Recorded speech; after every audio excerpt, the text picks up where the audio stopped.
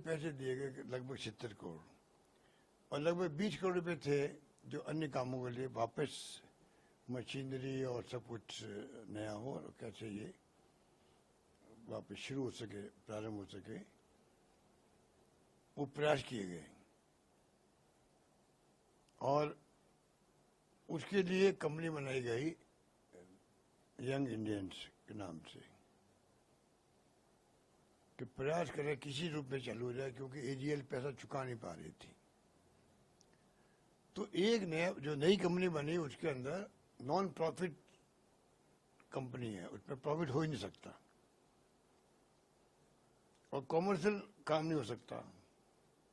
जो दोनों उसमें उद्देश्य है नई कंपनी के अंदर, तो फिर मनी लॉन्ड्रिंग कहाँ हुई है? एक नया रुपए का लेन देन नहीं हुआ है, ट्रांजैक्शन भी नहीं हुआ है, पैसा आया नहीं है, गया नहीं है।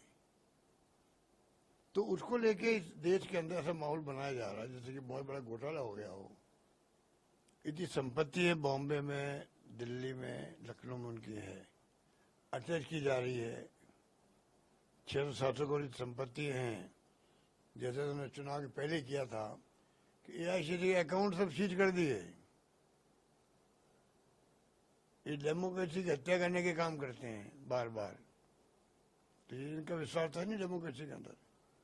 इस प्रकार की जो इन्होंने अप्रोच रखी है वो बहुत खतरनाक अप्रोच है। बल्कि एक बार जांच हो चुकी है ईडी के अंदर भी,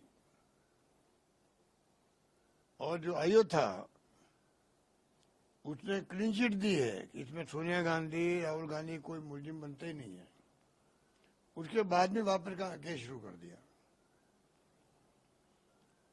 तो चाहे सीबीआई हो, चाहे ईडी हो, चाहे इनकम टैक्स हो, सब जगह ये इस प्रकार से हरकतें करते हैं, दबाव देते हैं अधिकारियों पर। अधिकारियों को मजबूरी में आकर के रेड करनी पड़ती है, और रेड जब करते हैं तो जो इन्फॉर्मल बातें वो करते हैं, जहाँ रेड होती है वहाँ आप सोच नहीं सकते कि क्या वो कहते होंगे।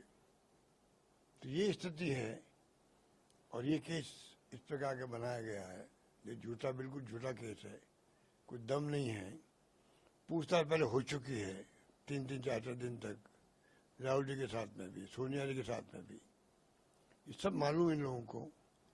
और ये 5-7 साल तक तो चुप रहते हैं, और जब मौका लगता है, चुनाव आते हैं, चाहे बिहार क्या हो, चाहे वो और कोई इश्यू बनते हों, महंगाई पे